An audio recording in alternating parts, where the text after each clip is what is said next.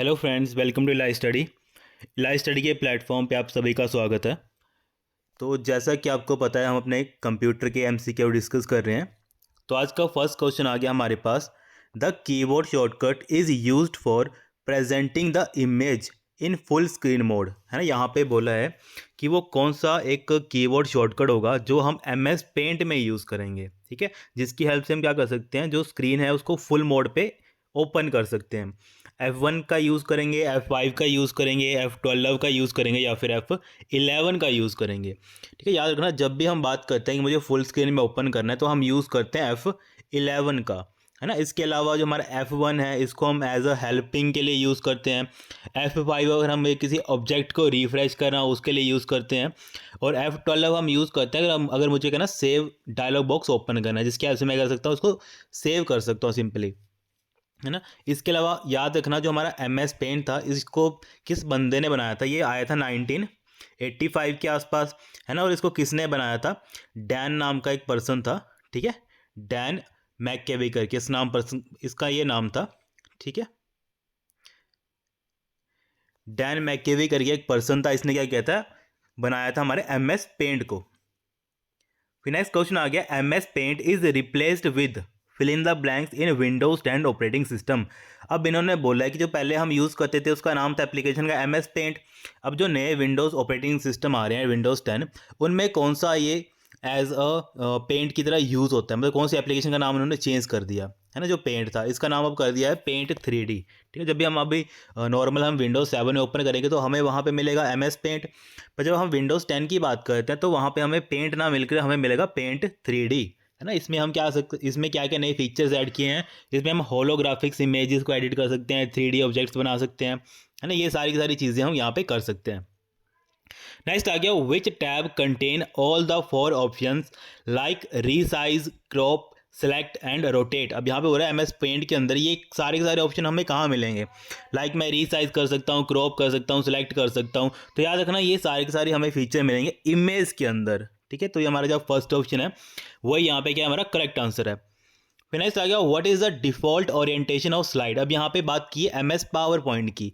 अब power point में हम क्या करते हैं, स्लाइड्स वगैरह बनाते हैं, है ना। यहाँ पे बोला है कि जो बाय डिफॉल्ट जो स्लाइड्स होता है उनका साइज, मतलब उनकी ओरिएंटेशन किस तरफ को होती है ना। पोर्ट्रेट क्या होते हैं, पोर्ट्रेट होते हैं जो हमारे इस फॉर्मेट में होते हैं, है ना, जो सीधी फॉर्मेट में होते हैं इनको हम पोर्ट्रेट बोलते हैं। और लैंडस्केप क्या होते हैं, जो इस फॉर्मेट में होते हैं, है ना। तो हमारे जो कभी भी देखा हम MS पावर पॉइंट ओपन करते हैं तो बाय डिफॉल्ट हमें क्या मिलता है, लैंडस्केप मोड में हमें स्लाइड्स मिलती है।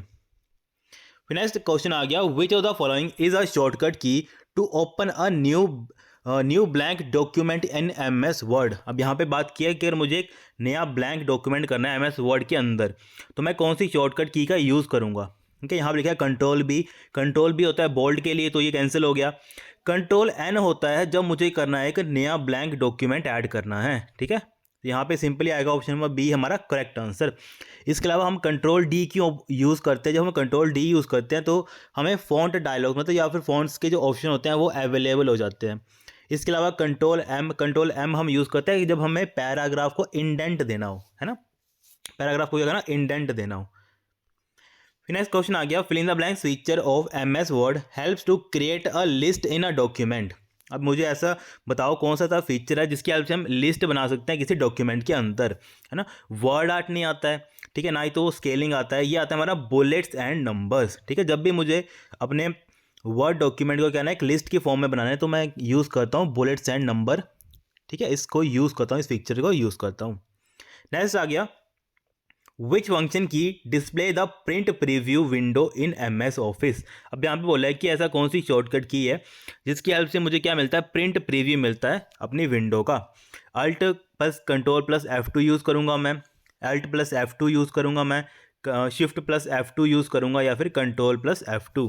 तो यार ना, जब भी हम प्रिंट प्रीव्यू की बात करते हैं तो हम शॉर्टकट की यूज़ करते हैं कंट्रोल प्लस F2 का। नेक्स्ट क्वेश्चन आ गया, which shortcut key is use to find a particular word. अब यहाँ पे ऑब्वियसली फाइंड की बात करी है तो फाइंड के लिए शॉर्टकट की बोली है उसने डायरेक्टली, तो हम यूज करते हैं कंट्रोल प्लस F का। नेक्स्ट क्वेश्चन आ गया, the name the feature that commands the word processor to align all the text. ठीक है, बोल रहा है जितना भी टेक्स्ट होगा to fit within a defined margins. अब यहाँ पे बोला है कोई एक टेक्स्ट होगा, उसको मुझे मान लो इस बक्से के अंदर ही लिखना है ना। तो कौन सा ऐसा फीचर है जिसकी हेल्प से मैं ये कर सकता हूँ? Auto correct, auto text, auto format या फिर वर्ड रैप। तो यार अब यहाँ पे हम क्या करें, इसको कंबाइन करें, फिट कर रहे हैं उसमें रीजन के अंदर, तो इसको हम बोलते हैं वर्ड को रैप करना। नेक्स्ट क्वेश्चन आ गया, which of the following is the shortcut to create a new presentation in MS PowerPoint. अब मुझे यहाँ पे बोला है नई एक प्रेजेंटेशन बनानी है, तो मैं कौन सी शॉर्टकट की का यूज़ करूँगा? ठीक है, तो यार जब मुझे एक नई प्रेजेंटेशन बनानी होती है तो हम यूज़ करते हैं Ctrl+N का, है ना। इसके अलावा हम कंट्रोल प्लस एक और शॉर्टकट की होती है Ctrl+M। Ctrl+M कब यूज़ करता है? जब मुझे एक नई स्लाइड ऐड करनी है। ठीक है, इन दोनों में फ़र्क याद रखना। अब नई प्रेजेंटेशन बनानी है तब Ctrl+N, और मुझे नई स्लाइड ऐड करनी है उसी प्रेजेंटेशन में, तब हम यूज़ करते हैं Ctrl+M का। तो यहाँ पे इसने बोला था नई प्रेजेंटेशन बनानी है तो हम क्या यूज़ करेंगे? Ctrl+N का। नेक्स्ट क्वेश्चन आ गया, the LEN function in MS Excel। अब यहाँ बोला जो हमारा LEN फंक्शन है एक्सेल के अंदर, वो कौन सी कैटेगरी के अंदर आता है? फाइनेंशियल के अंदर, लॉजिकल के अंदर, टेक्स्ट के अंदर, या फिर मैथ एंड ट्रिग्नोमेट्री के अंदर? तो यार जो हमारा LEN फंक्शन है ये आता है हमारा टेक्स्ट के अंदर। ठीक है, जैसे एग्जांपल मैं LEN फंक्शन के अंदर लिख देता हूँ ABC करके लिख देता हूँ, तब ये मुझे रिटर्न में क्या देगा? हमें 3 की। इसके अंदर कितने, मतलब इसकी लेंथ कितनी है? 3 लेंथ है ना। इसका LEN stand for length. Next question आ गया, what is the maximum zoom percentage in MS Word. MS Word में मैक्सिमम जूम कितना होता है? ये होता है हमारा 500%। ठीक है, और यहाँ पे अगर हमसे पावर पॉइंट का पूछा होता है तो उसका होता है 400। ठीक है, इसके अलावा हमें MS वर्ड का क्वेश्चन पूछ सकते हैं कि MS वर्ड को एक्चुअल में किसने बनाया था सबसे स्टार्टिंग में? तो यार हाँ, इसका नाम था बंदे का चार्ल्स। ठीक है, चार्ल्स, और इसके साथ इसका जो को पार्टनर था उसका नाम था रिचर्ड। ठीक है, चार्ल्स और रिचर्ड आपने याद रखना है। इन्होंने क्या किया था? MS वर्ड को सबसे स्टार्टिंग फेज में बनाया था। और ये कब एक्चुअली MS का प्रोडक्ट कब ये लॉन्च हुआ था? 1983 में। नेक्स्ट क्वेश्चन आ गया, इन MS वर्ड 2000 टैब, यहाँ पे वर्ड 2010 की बात की है। विच tab consist of the option of changing the background colour. अब मुझे क्या करना है? बैकग्राउंड कलर चेंज करना है किसी पेज का। अब यहाँ पे पेज की बात करिए तो यहाँ पे ऑप्शन दे रखे हैं, किस टैब में जाऊँगा? व्यू टैब के अंदर जाऊँगा? नहीं। होम टैब के अंदर जाऊँगा? नहीं। हम जाते हैं, जब भी मुझे पेज के रिगार्डिंग कुछ इन्फॉर्मेशन अपडेट करनी है, कुछ भी करना है, तो हम जाते हैं पेज टैब लेआउट के अंदर, या फिर पेज लेआउट टैब के अंदर। ठीक है, अगर वहाँ पे कई जगह ऑप्शन लिखा था लेआउट टैब और कई जगह पूरा लिखा होता है पेज लेआउट टैब। ठीक है, तो वो दोनों आंसर क्या होता है? Correct answer. नेक्स्ट क्वेश्चन आ गया, in MS Excel fill in the blank is a collection of rows and column. अब रोज एंड कॉलम की कलेक्शन से क्या बनता है? And that hold text and number, जो क्या करता है? टेक्स्ट और नंबर्स को होल्ड करता है। अब रोज एंड कॉलम्स के कलेक्शन को हम क्या बोलते हैं? एक वर्कशीट। ठीक है, वर्कशीट बोलते हैं। और कलेक्शन ऑफ वर्कशीट से क्या मिलकर बनती है? एक वर्कबुक बनती है। और कलेक्शन ऑफ वर्कबुक से मिलकर क्या बनता है? एक हमारा वर्क स्पेस बनता है। ठीक है, तो याद रखना इसका क्या आएगा? हमारा ऑप्शन नंबर 2 करेक्ट आंसर आएगा। नेक्स्ट आ गया, which of the following is a valid MS Excel function. अब यहाँ बोला कि सारे के सारे फंक्शन दे रखे हैं, इनमें से कौन सा करेक्ट है? ठीक है, वैलिड का मतलब वो है कि इनमें से कौन सा करेक्ट है। तो ऐड फंक्शन नहीं होता है। ठीक है, ऐड की जगह हम क्या यूज़ करें? सम फंक्शन। माइनस को MIN यूज़ करते हैं, तो ये यहाँ पे पहले ही कैंसिल हो गया। तो यहाँ पे जो करेक्ट है वो क्या है? ऑप्शन नंबर 3 हमारा SUM फंक्शन। ठीक है, सब्ट्रैक्ट का ये फंक्शन भी यहाँ पे गलत है। नेक्स्ट आ गया, which of the following can not be entered using the insert मेनू। कि इंसर्ट मेनू में हम कौन सा चीज़ एंटर नहीं कर सकते? टेबल, लाइन स्पेसिंग, शेप्स या हेडर। ठीक है, तो याद रखना हम लाइन स्पेसिंग कभी भी इंसर्ट मेनू के अंदर जाके उसको मतलब ऐड नहीं कर सकते, क्योंकि हमारा लाइन स्पेसिंग कहाँ होता है? जब हम होम टैब के अंदर जाते हैं हमें वहाँ पे मिलते हैं अपनी लाइन स्पेसिंग। नेक्स्ट आ गया, स्ट्रक्चर ऑफ ए डाटाबेस। अब यहाँ पे डाटाबेस के स्ट्रक्चर की बात करी है तो उसको क्या बोलते हैं? स्केलेटन बोल लो या फिर उसको स्कीमा बोल लो। ठीक है, तो यहाँ पे क्या आएगा? ऑप्शन नंबर 3 हमारा करेक्ट आंसर। इसके अलावा पूछते हैं कि जो हमारा स्ट्रक्चर है डाटाबेस का वो कौन सी लैंग्वेज की हेल्प से बनाते हैं, तो उसका नाम होता है DDL लैंग्वेज। ठीक है, डाटा डेफिनेशन लैंग्वेज। नेक्स्ट आ गया, बॉड रेट। अब यहाँ बोला कि बॉड रेट क्या होता है? कंप्यूटर की स्पीड होती है, डाटा ट्रांसफर स्पीड होती है, कंप्यूटर का वेट होता है, या फिर नेटवर्क स्पीड होती है। तो याद रखना जब भी हम नेटवर्किंग पढ़ते हैं तो वहाँ पे आता है कि जब हम एक पर्टिकुलर डाटा, ठीक है, एक पर्टिकुलर रीजन को सेंड करते हैं तो उसमें जो उसका डाटा ट्रांसफ़र रेट होता है उसको हम मेज़र करते हैं with the help of baud, है ना। तो यहाँ पे क्या आएगा? Directly data transfer. ठीक है, baud rate belongs to data transfer. Next आ गया, which of the following command is the one that should be use to remove the values of a relation. अब यहाँ बोला है कि अगर मुझे क्या करना है, इनमें से कौन सी ऐसी कमांड है जिसकी हेल्प से मैं कर सकता हूँ, रिमूव कर सकता हूँ वैल्यूज़ ऑफ ए रिलेशन। अब रिलेशन का मतलब क्या है, टेबल। अब टेबल में से मुझे अगर वैल्यूज़ डिलीट करनी है या फिर रिमूव करनी है तो मैं कौन सी कमांड यूज़ करूँगा। तो यहाँ पे लिखा है इन्होंने डिलीट फ्रॉम टीचर्स। मान लो एक टीचर्स नाम का एक टेबल है, उसको मुझे डिलीट करना है। सेकंड लिखा है ड्रॉप टेबल। ड्रॉप तो होगा नहीं, ड्रॉप क्या करेगा, उस टेबल को ही हटा देगा। पर क्वेश्चन था कि मुझे टेबल को वैसे ही रहने देना है, प्लस उसके जो अंदर अंदर जो डाटा है उसको हटाना है। तो यहाँ पे ड्रॉप तो पहले कैंसिल आ गया। थर्ड में लिखा है डिलीट फ्रॉम टीचर्स, कि टीचर्स में से कुछ डाटा डिलीट करो where ID is equal to null. ठीक है, अब यहाँ पे आईडी नल दे रखी है उसको डिलीट करो, तो ऐसा तो होगा नहीं। मान लो 10 बंदे हैं, उनमें से एक बंदे की आईडी नहीं है, तो उसमें क्या होगा, वो सिर्फ उस बंदे को डिलीट करेगा, बाकी डाटा वैसे का वैसे रहेगा। तो हम इसको भी यूज़ नहीं करेंगे।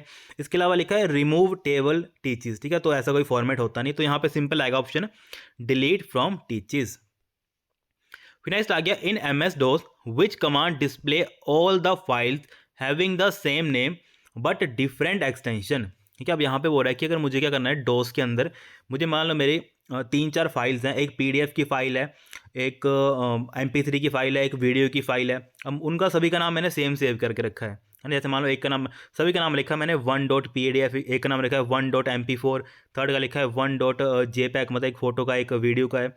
अब मुझे उन सभी को डिस्प्ले करना है, तो सिंपली मैं क्या लिखूंगा, dir डॉट मतलब 1.star। तो इससे क्या होगा, वो क्या करेगा, डायरेक्टरी के अंदर जितने भी वन नाम की, ठीक है, वो सिर्फ नाम देखेगा, बाकी उसकी एक्सटेंशन नहीं देखेगा। वो वन नाम की जितनी मेरी फाइल्स होंगी इनको डिस्प्ले कर देगा, चाहे वो वीडियो होगी, चाहे वो PDF होगी, ठीक है, चाहे वो म्यूज़िक होगा, चाहे वो कोई भी फॉर्मेट की, किसी फॉर्मेट की वो फाइल होगी। ठीक है, तो यहाँ पे बोला है कि same name but different extension. ठीक है, नाम सेम हो सकता है पर एक्सटेंशन क्या होंगी, डिफरेंट डिफरेंट होंगी। तो यहाँ पे जो हमारा फर्स्ट ऑप्शन है वही क्या है, करेक्ट आंसर है। ठीक है, इसके अलावा जैसे सेकंड में लिखा है dir file name dot ext। ठीक है, तो यहाँ पे जितनी भी ext नाम की फाइल्स होंगी, जो मैं फाइल नेम यहाँ पे मेंशन करूँगा, तो वो सारी की सारी फाइल्स मुझे वहाँ पे रिट्रीव करके दे देगा। इसके अलावा लिखा है dir स्टार डॉट sys। ठीक है, इससे ये थर्ड क्या करेगा, ये हमें देगा जितनी हमारी सिस्टम की फाइल्स होंगी वो सारी की सारी हमें रिट्रीव करके देगा। ठीक है, फिर नेक्स्ट क्वेश्चन आ गया हमारे पास, which of the following is not an example of DBMS। ठीक है, यहाँ बोला है कि डाटाबेस मैनेजमेंट सिस्टम का कौन सा एग्जाम्पल नहीं है। SQL सर्वर होता है माइक्रोसॉफ्ट का, MySQL भी होता है। ठीक है, उसके अलावा माइक्रोसॉफ्ट का एक्सेस भी होता है। पर माइक्रोसॉफ्ट आउटलुक क्या है, एक ईमेल है। ठीक है, या फिर इसको बोलते हैं हम मेलिंग क्लाइंट बोलते हैं इसको, बेसिकली माइक्रोसॉफ्ट आउटलुक को। ठीक है, तो यहाँ पे क्या आंसर करेक्ट होगा हमारा, option number third. Next question आ गया, the fill in the blanks is a simple query language used for accessing handling and managing data in relational database. अब यहाँ बोला है कि ऐसी कौन सी सिंपल क्यूरी लैंग्वेज है, क्योंकि ये बात करें SQL की। SQL जो क्या करता है, एक्सेस भी करता है, हैंडलिंग भी करता है और मैनेज भी करता है किसी रिलेशनल डाटाबेस को, है ना। तो कौन सी लैंग्वेज आएगी डायरेक्टली, हमारी SQL लैंग्वेज। ठीक है, तो यहाँ पे क्या आएगा, फोर्थ आंसर ही करेक्ट आंसर आएगा। नेक्स्ट आ गया, a backup is filling the banks against data loss. ठीक है, अब वो कौन सा बैकअप होगा जो अगेंस्ट डाटा लॉस होगा। ठीक है, कि उसमें जो डाटा लॉस है उसका चांस काफ़ी कम रहेंगे। ठीक है, तो उसको हम क्या बोलते हैं, काउंटर मेजर। याद रखना, ये इंपॉर्टेंट क्वेश्चन है, इसको हम क्या बोलते हैं, काउंटर मेजर। नेक्स्ट आ गया, fill in the blanks is use for sending email. अब सेंडिंग के लिए हम कौन सा यूज़ करते हैं, सिंपल मेल ट्रांसफर प्रोटोकॉल, मतलब SMTP। तो आगे क्वेश्चन पढ़ लेते हैं, वेयर एज। ठीक है, तो इसमें क्या होगा, सबसे पहले ये तो कैंसिल हो गया, उसके अलावा ये भी कैंसिल हो गया। ठीक है, हमें स्टार्टिंग में चाहिए SMTP। फिर थर्ड लिखा है, whereas fill in the blanks is use for receiving email, और दूसरा हम यूज़ करते हैं रिसीव करने के लिए ईमेल को। ठीक है, तो यहाँ पे सिंपल HTTP भी यहाँ पे भी कैंसिल हो जाएगा, तो इसका आंसर आएगा SMTP एंड POP। ठीक है, क्योंकि SMTP जब मुझे अपने साइड से किसी दूसरे पर्सन को जब मैसेज मेल करना है तो हम यूज़ करते हैं SMTP, simple mail transfer protocol. और जब रिसीवर के सर्वर पे वो पहुंचेगा और रिसीवर जैसे ही नेट ऑन करेगा अपना और वो उसके फ़ोन में जैसे ही आ जाएगा, तो वहाँ पे हम बेसिकली दो प्रोटोकॉल चलते हैं, एक तो IMAP चलता है और एक POP3 चलता है, या फिर POP बोल लो उसको आप। तो इसका नाम होता है पोस्ट ऑफिस प्रोटोकॉल। ठीक है, तो ये करता है, जब भी मेल आता है उसके पास, तो वो क्लाइंट को बोलता है कि आपके पास मेल आया, और उसके सिस्टम में वो डाउनलोड कर देता है उसको। ठीक है, या फिर रिसीव कर लेता है। तो यहाँ पे थर्ड ऑप्शन है क्या करेक्ट आंसर आएगा। नेक्स्ट आ गया, once an email has been sent. अब यहाँ बोल रहा है जब एक बार मेल सेंड हो गया, इट इज़ मूव्ड फ्रॉम। अब ये मूव कहाँ होगा, सबसे पहले जब हम मेल सेंड करते हैं तो सबसे पहले कहाँ जाता है, वो जाता है आउटबुक्स के अंदर। ठीक है, मतलब पहले तो आउटबॉक्स आ जाएगा, आउटबुक्स फोल्डर टू द फोल्डर। आउटबुक्स के बाद वो कहाँ बताता है हमें कि सेंट की मेल क्या हुआ है, सेंट हो चुका है। तो यहाँ पे क्या है, हमारा फर्स्ट ऑप्शन है वही क्या हमारा करेक्ट आंसर है। नेक्स्ट आ गया, which of the following programme is not a search engine. यहाँ बोले कि इनमें से कौन सा सर्च इंजन नहीं है। है ना। बीइंग एक सर्च इंजन है, ठीक है। माइक्रोसॉफ्ट का गूगल सर्च इंजन है, याहू का भी है एक सर्च इंजन याहू, पर ओपेरा क्या है हमारा ब्राउजर है या फिर एक प्रोग्राम बोल सकते हैं इसको। नेक्स्ट आ गया the word count in Google Docs does not have, ठीक है। यहाँ पे बोला है कि हमारा गूगल डॉक्स है, इसमें जो वर्ड काउंट होता है इसमें कौन सा ऑप्शन नहीं होता है ना।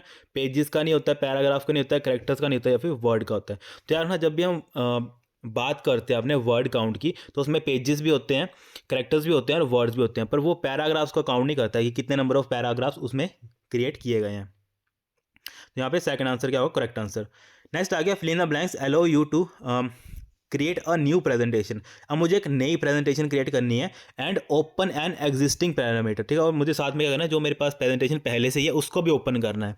तो वो किसकी हेल्प से होगा, प्लेस होल्डर की हेल्प से होगा, टास्क पेन की हेल्प से होगा, आउटलाइन पेन की हेल्प से होगा, या फिर स्लाइड पेन की हेल्प से होगा। तो यार हाँ जब भी हम बात करते हैं कि मुझे एक नई प्रेजेंटेशन ओपन करनी है, उसके साथ जब कि मेरी एक प्रेजेंटेशन पहले से ही ओपन है ना, तो हम यूज़ करते हैं टास्क पेन का। तो यहाँ पे हमारा ऑप्शन नंबर सेकंड ही क्या होगा, करेक्ट आंसर। नेक्स्ट आ गया when you create first presentation. अब बोल रहा है कि जब हम फर्स्ट प्रेजेंटेशन अपनी क्रिएट करते हैं file in MS power point में उसको क्रिएट करते हैं, what will be the default file name, उसका बाय डिफ़ॉल्ट फाइल नेम क्या होता है। तो यार है ना जब भी हम प्रेजेंटेशन ओपन करते हैं, ठीक है, तो सबसे पहले जो बाय डिफ़ॉल्ट फाइल नेम आता है उसका नाम होता है प्रेजेंटेशन 1। नेक्स्ट आ गया what type of chart is useful for comparing values over a category. अब मुझे कैटेगरी के बिहाफ पे वैल्यूज़ को कंपेयर करना है, तो मैं पूछ रहा है यहाँ पे कौन सा जो चार्ट है उसको यूज़ करूँगा, ठीक है। तो हम जब कैटेगरी के बिहाफ से किसी को कंपेयर करते हैं तो हम यूज़ करते हैं कॉलम चार्ट का, ठीक है। तो यहाँ पे सेकंड ऑप्शन क्या होगा, करेक्ट आंसर। नेक्स्ट आ गया how will you graphically represent expenditure in different department, ठीक है। मुझे ग्राफिकली कोई चीज़ रिप्रेजेंट करनी है कि हर डिपार्टमेंट का कितना कितना एक्सपेंडिचर्स आ रही हैं, तो उसको मैं कौन से चार्ट की हेल्प से बना सकता हूँ, column chart, line chart, pie chart, या फिर डॉट चार्ट, ठीक है। जब भी एक्सपेंडिचर को मुझे दिखाना होता है तो हम यूज़ करते हैं पाई चार्ट का, ठीक है। तो यहाँ पे क्या आएगा, option number third correct answer. Next आ गया if you don't want to allow a floating div to the left side of an element, ठीक है। अब ये बोल रहा है कि अब मुझे क्या करना है, मैंने एक फ्लोट प्रॉपर्टी यूज़ की होगी, ठीक है। इसमें क्या होता है कि एक मान लो मेरे पास इमेज है, ठीक है, उसके अलावा मैंने यहाँ पे कुछ टेक्स्ट भी उसको ऐड किया है। तो ये बोल रहा है कि मैं नहीं चाहता हूँ कि ये टेक्स्ट ऊपर जाए, तो यहाँ पे मैंने जो फ्लोट प्रॉपर्टी होगी उसको कैसे हटाऊंगा यहाँ पे, ठीक है। तो उसको हटाने के लिए हम CSS में क्या यूज़ करते हैं, क्लियर का यूज़ करते हैं, ठीक है। तो यहाँ पे क्या होगा, ऑप्शन नंबर बी हमारा करेक्ट आंसर आएगा। नेक्स्ट आ गया if we want to wrap a block of text, ठीक है। अब वही क्वेश्चन आ गया कि यहाँ पे एक मतलब एक मेरा बॉडी आ गई, बॉडी के अंदर यहाँ पे बोला है कि एक इमेज है, ठीक है। मान लो मैंने इमेज ले ली ये, ठीक है। अब ये बोल रहा है कि इमेज के अराउंड मुझे क्या करना है, टेक्स्ट को लिखना है, ऐसे करके टेक्स्ट लिखना है। तो मैं कौन सी CSS की प्रॉपर्टी यूज़ करूँगा, ठीक है। तो जैसे मैं पिछले क्वेश्चन में पढ़ा कि उसको रिमूव करने के लिए हम क्या यूज़ करते हैं, क्लियर यूज़ करते हैं, और उसको अप्लाई करने के लिए क्या यूज़ करेंगे, हम फ्लोट यूज़ करेंगे, ठीक है। फ्लोट का मतलब होता है कि जैसे किसी चीज़ को तैरा के लेकर ऊपर जाना, बस वैसे ही काम करती है फ्लोट प्रॉपर्टी भी CSS के अंदर। नेक्स्ट आ गया which CSS property you will use if you want to add some margin between div border, ठीक है। अब मुझे क्या करना है, डिव का एक बॉर्डर आ गया, इसके बीच में क्या करना है, मुझे मार्जिन देना है। तो मैं कौन सी प्रॉपर्टी का यूज़ करूँगा, बोल रहे हैं, ठीक है। अब यहाँ पे अगर बॉर्डर की बात करिए, डिव के बॉर्डर के साथ अगर मुझे मार्जिन देना है, तो मार्जिन क्या होगा, डिव के अंदर होगा, तो अंदर वाली चीज़ को हम क्या बोलते हैं, पैडिंग बोलते हैं, ठीक है। तो यहाँ पे सिंपली आएगा option number third correct answer. Fourth आ गया which of the following is not a browser. अब यहाँ पे बोला इनमें से कौन सा ब्राउजर नहीं है।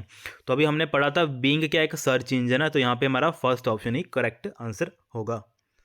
नेक्स्ट आ गया what is the use of shift plus F3। अब बोल रहा है शिफ्ट प्लस F3 का क्या यूज है, टू इंसर्ट एन इमेज को इंसर्ट करना, to open a new sheet को ओपन करना, to save the existing sheet की एग्जिस्टिंग जो शीट है उसको सेव करना, या फिर टू इंसर्ट अ फंक्शन, ठीक है। एक्सेल में जब भी हम शिफ्ट प्लस F3 प्रेस करते हैं तो उससे क्या होता है, हमें एक ऑप्शन मतलब अवेलेबल होता है कि हम क्या कर सकते हैं, फंक्शंस को इंसर्ट कर सकते हैं। तो यहाँ पे आएगा to insert a function. Next आ गया what is the value of following MS Excel function. अब यहाँ पे बोला है कि MS Excel जो इनमें क्वेश्चन दे रखा है हमारे पास कि ये हमें क्या रिटर्न करेगा सिंपली, ठीक है। अब यहाँ पे फंक्शन दे रखा है फ्लोर, तो फ्लोर का मतलब होता है हमें जाना है इस वैल्यू की निचली वाली वैल्यू से। तो फ्लोर के अंदर क्या क्या वैल्यूज़ है, एक तो 14 है और साथ में दे रखा है 4। ठीक है, अब देखो यहाँ पे 14 तो इसकी मैक्सिमम है कि हमें 14 से नीचे नीचे वाली वैल्यू चाहिए, और साथ में 4 दे रखा है। अब 4 का मतलब क्या है कि 4 के मल्टीपल में मुझे चाहिए। ठीक है, तो 4 के मल्टीपल में क्या आएगा, 4 1 का 4 है ना, 4 ये क्या है 14 के मतलब इसको नियरली अबाउट पहुँचाना है कि कितना नियर जा सकता है। ठीक है, 4 2 का 8, ठीक है, और 4 3 का 12। ठीक है, 4 3 का क्या आएगा यहाँ पे 12। अब देखो 4 4 का करूँगा, अगर मैं 4 4 का करूँगा तो कितना आएगा 16। तो 16 क्या होगा 14 से बड़ा हो जाएगा, तो ऑब्वियसली इसके जस्ट पीछे कौन सा है 4 4 3 का 12। तो यहाँ पे सिंपली आंसर क्या आएगा, ऑप्शन नंबर 4 12, क्योंकि फ्लोर क्या बोलता है कि मुझे जो भी नंबर गिवन दिया है उससे मुझे कम वैल्यू चाहिए। ठीक है, और यहाँ पे 4 क्या दे रखा है कि इसके सिग्निफिकेंट मतलब इसके बिहाफ पे चाहिए कि इसका मल्टीपल देखो आप, ऐसे 4 1 का 4 होता है, 4 सिंपली बोल देते हैं 4 3 का 12 एंड 4 4 का 16। तो अगर 16 दे रखा है तो 16 क्या है, जो इसकी गिवन वैल्यू 14 है उससे बड़ा हो जाएगा, है ना, तो हमें उससे कम लेना है। तो उससे कम क्या है 4 3 का 12। तो यहाँ पे सिंपली आंसर आएगा हमारा ऑप्शन नंबर 4 करेक्ट आंसर। अगर यहाँ पे सील फंक्शन दे रखा होता तो सील फंक्शन हमें 14 से बड़ा लेना था। ठीक है, तब आना था वहाँ पे आंसर 16। ठीक है, पर यहाँ पे फ्लोर बोला है तो हमें उसकी बिलो वैल्यू लेनी है, तो यहाँ पे आएगा 12 आंसर। नेक्स्ट आ गया what is the value of the following M S Excel. यहाँ पे बोला है कि sum S Q A function दे रखा है हमारे पास। ठीक है, इसका मतलब होता है सम ऑफ स्क्वायर। ठीक है, मतलब स्क्वायर्स का हमें क्या करना है, सम करना है। तो सिंपली 1 का स्क्वायर आ गया 1, 2 का स्क्वायर आ गया हमारा 4, है ना, 3 का स्क्वायर आ गया 9 और 4 का आ गया हमारा 16। ठीक है, अब इन सभी को प्लस कर लो। ठीक है, तो इन सभी को प्लस करने का आएगा आंसर आएगा हमारा 30। ठीक है, तो यहाँ पे सिंपली आएगा ऑप्शन नंबर 3 हमारा करेक्ट आंसर। ठीक है, नेक्स्ट क्वेश्चन आ गया हमारे पास what is the use of merge and centre feature. अब मर्ज और सेंटर फीचर का यूज क्या है ये पूछा है। To add numeric values for two cell की टू सेल्स की क्या करनी है, न्यूमेरिक वैल्यूज ऐड करनी है। सेकंड लिखा है it joins two words from two cell की दो वर्ड्स को ऐड कर सकता है दो सेल्स के। ठीक है, दो सेल्स के कि नहीं दो वर्ड्स को ऐड कर सकता है।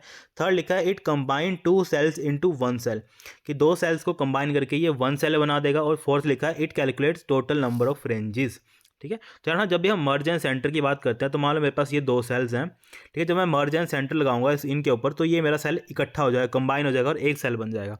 ठीक है, तो यहाँ पे क्या आएगा हमारा option number 3 correct answer, it combines two cells into one cell. ठीक है guys, thank you so much.